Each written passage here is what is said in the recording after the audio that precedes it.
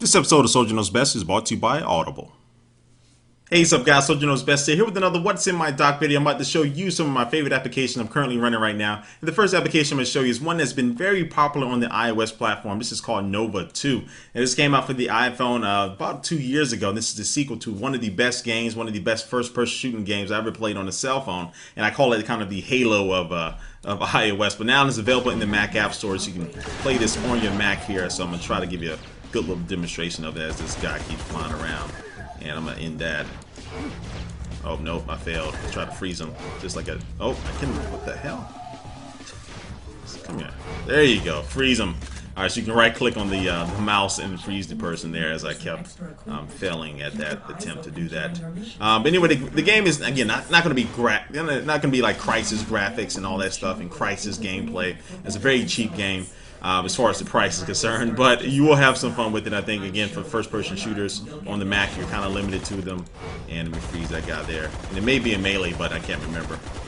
And I'm not going to try to find out. I think I just threw a grenade. Yeah, I just did. It's been a while since I played this game. But the game is pretty solid. The cutscenes are nice. I mean, again, this will be something you can have some fun with. And also does have multiplayer as well. So you can play some local multiplayer, or you can play online and get some people all across the world if you wanted to.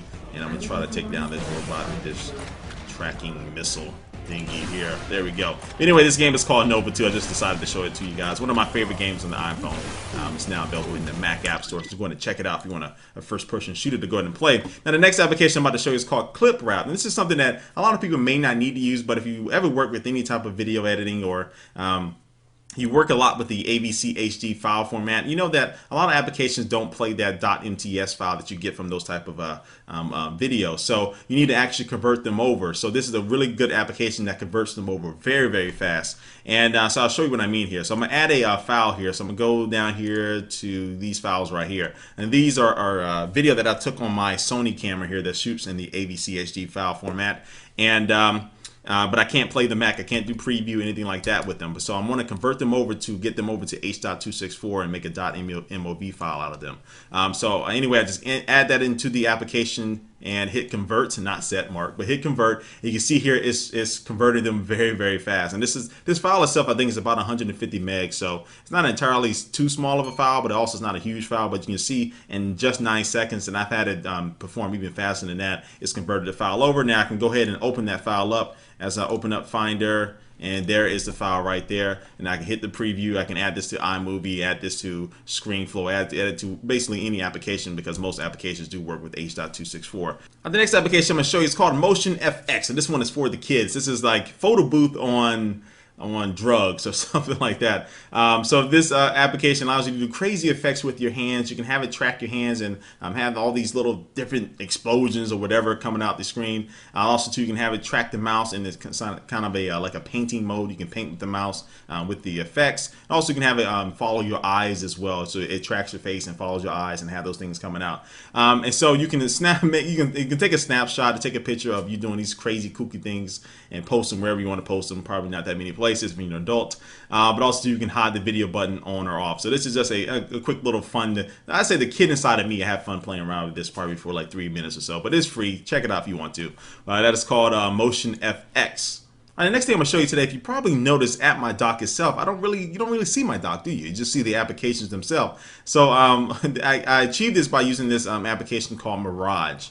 And so there's another free application you can do. And it'll make everything invisible, including the dock or the separators or the indicators, however you want to. And also it works with stacks, but sometimes they may have some issue with stacks. But anyway, I just go ahead and hit install if you want to achieve this effect down here. And also anytime that you start having problems or you don't want to have this effect anymore, just hit that restore button and it'll restore everything back to normal. So this is called Mirage. Thanks to my boy Max McIntosh for showing this in one of his latest What's in My Dock videos on YouTube. The next application I'm going to show you is called Memory Freer. Let me drag this little guy over here. But this one allows you to free up memory that may be being used by applications that may be inactive, or some things that just maybe get bogged around and just thrown around in your system, and you may not know that you're not really getting the best out of your system. The